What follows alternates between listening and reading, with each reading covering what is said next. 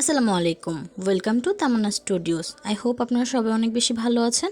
আজকে আমি আপনাদের সাথে শেয়ার করব অথেন্টিক কালাব ভুনা রেসিপি এবং এর সাথে এর কিছু তথ্য ও টিপস। বেসিক্যালি কালাব ভুনা হচ্ছে গরু বা খাসির মাংসের তৈরি চট্টগ্রামের একটি ঐতিহ্যবাহী মাংসের তরকারি, যা বর্তমানে সারা বাংলাদেশে অনেক বেশি জনপ্রিয়। কালাভুনা রান্না করতে অনেক বেশি মশলার প্রয়োজন হয়। তো এখানে আমি 1.5 কেজি পরিমাণে গরুর মাংস নিয়ে নিয়েছি। এখানে 1 টেবিল চামচ লবণ আমি পরে আরও অ্যাড করব। হাফ টেবিল চামচ হলুদ গুঁড়া অল্প পরিমাণে অ্যাড করতে হবে। 2 টেবিল চামচ লাল মরিচের গুঁড়ো, 1 টেবিল চামচ ধনে গুঁড়ো, 1 টেবিল চামচ জিরে গুঁড়ো। এখানে দিচ্ছি 4-5টা তেজপাতা, 3টের মতো স্টার মশলা, 3টে কালো বড় এলাচ। অবশ্যই কালো বড় এলাচটা ইউজ করার চেষ্টা করবেন, এতে কালা ভুনার যে অথেন্টিক কালারটা সেটা আসে, অনেক কালো হয়। এরপর আমি এখানে এলাচ, দারচিনি ও লং দিয়ে দিচ্ছি। এখানে আমি 4টে করে দিয়েছি, যেহেতু পরে আমি আবার গরম মশলা গুঁড়ো ইউজ করব, তাই এখানে অল্প পরিমাণে দিচ্ছি। এরপর দিয়ে দিচ্ছি 2 টেবিল চামচ আদা রসুন বাটা। কালো ভুনার মধ্যে সবচেয়ে বেশি যেটা ইম্পর্টেন্ট সেটা হচ্ছে পেঁয়াজ বেরেস্তা। এখানে আমি 1 কাপের মতো পেঁয়াজ বেরেস্তা করে রেখেছিলাম, সেটা দিয়ে দিচ্ছি। আর অবশ্যই পেঁয়াজ বেরেস্তার পর যেই অতিরিক্ত তেলটা থাকে, যেটা দিয়ে আমি পেঁয়াজ বেরেস্তা করেছি, সেই তেলটাও এখানে অ্যাড করব। এতে করে গ্রানটা অনেক বেশি সুন্দর আসবে। তারপর আমি সবগুলো মশলাকে অনেক ভালোভাবে এখানে মেখে নেব। এই কাজটা হাত দিয়ে করতে হবে এবং অবশ্যই অনেক ভালোভাবে মেশাতে হবে, এতে করে মশলাটা মাংসের সাথে ভালোভাবে মিশবে। এখানে আমি কেটে রাখা পেঁয়াজগুলো অ্যাড করেছি, এটা কিছুক্ষণ পরে অ্যাড করেছি। আপনারা চাইলে এটা যখন মশলাটা মাখিয়েছেন তখন অ্যাড করে দিতে পারেন। এরপর এখানে মিডিয়াম লো হিটে চুলার মধ্যে বসিয়ে দিলে দেখবেন অটোমেটিক মাংস থেকেই পানি চলে এসেছে। আমি কিন্তু এখানে অতিরিক্ত কোনো পরিমাণের পানি ইউজ করিনি, এটা আমার মাংস থেকে বেরিয়েছে। আর কালা ভুনাতে এমনিতেও কোনো পানি আসলে ব্যবহার করা হয় না, মাংস থেকে যা পানি বের হয় মেনলি এটা দিয়েই মাংসটা সিদ্ধ হয়। তো এই পুরো প্রসেসটাই আসলে অনেক লো হিটে করতে হবে, এটা অনেক সময়ের কাজ এই রান্নাটা। কথা হচ্ছে আপনি কালা ভুনার পিছনে যত বেশি সময় দিবেন, এটার টেস্ট এবং লুকস তত বেশি সুন্দর হবে। অ্যান্ড অবশ্যই এটাতে কোনো পানি ইউজ করা যাবে না, এই পানিটা দিয়ে আমাকে পুরো কাজ শেষ করতে হবে। এরপর এটার যখন পানিটা একটু শুকিয়ে আসবে, তখন এখানে আমি গরম মশলাগুলো 1 টেবিল চামচ, রাঁধুনি গুঁড়ো 1 টেবিল চামচ ও কাবাব চিনি গুঁড়ো করে নিয়েছিলাম সেগুলো দিয়ে দিচ্ছি। আর জয়ত্রী গুঁড়ো, যেহেতু আমার জয়ফল গুঁড়ো করা ছিল না, তাই আমি হালকা একটু থেতলে দিয়ে দিয়েছি। আপনারা চাইলে গুঁড়ো করে নিতে পারেন বা আমার মতো এরকম হালকা থেতলে ভেঙে দিতে পারেন। এই মশলাটা দিয়ে আমি এটাকে ভালোভাবে আবার নেড়ে চেড়ে নেব। অবশ্যই এখনও পর্যন্ত আমার চুলার হিটটা মিডিয়াম লো হিটেই আছে।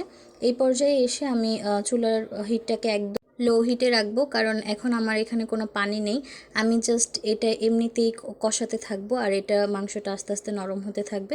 এতে দেখতেই পাচ্ছেন ভালোভাবে নেড়ে চেড়ে এটাকে কষিয়ে নিচ্ছি। অনেকেই মনে করে কালা ভুনাটা হচ্ছে ভাজা মাংস, আসলে না, কালা ভুনাটা ভাজা মাংস না, এটাকে আস্তে আস্তে প্রসেসিংয়ের মাধ্যমে ভাজা মাংসের মতো করা হয়। অবশ্যই এটা পুড়বে না, তবে এর মশলাটা মাংসের গায়ে অনেক ভালোভাবে লেগে থাকবে।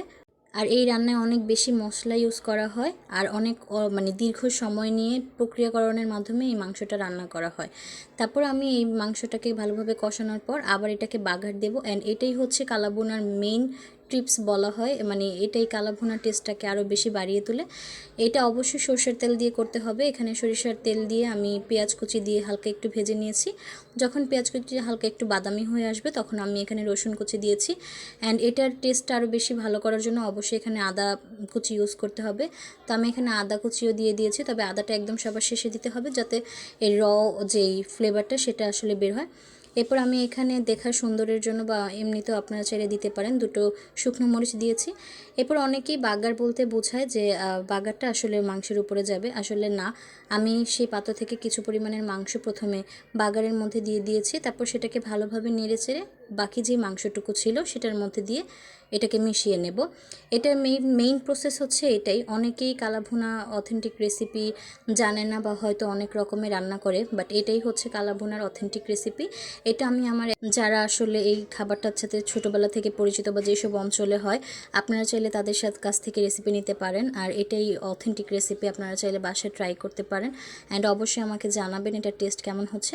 তো ফাইনালি আমি যখন এটাকে উঠিয়ে ফেলবো, এর আগেও আমি এখানে কিছু মশলা ইউজ করব। ওই যে বলেছিলাম এটাতে অনেক বেশি মশলা ইউজ করা হয়।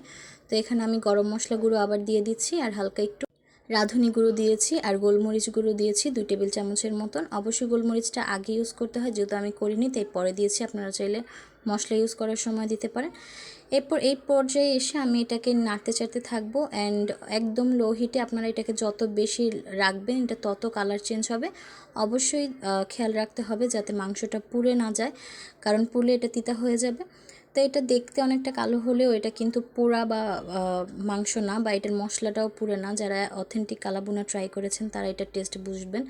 এটার লুকসটা দেখেন কতটা সুন্দর এসেছে। অ্যান্ড এটা ওঠানোর আগে আমি এখানে আস্ত কিউব করে রাখা পেঁয়াজ দিয়ে দিয়েছি, যা 2-3 মিনিট নাড়ার পর উঠিয়েছি। দেখতেই পাচ্ছেন পেঁয়াজগুলো কত সুন্দর লাগছে, আর এটার জুসিনেসটাও দেখতে পাচ্ছেন কতটা নরম হয়েছে। তো সবাই বাসায় ট্রাই করবেন। আল্লাহ হাফেজ।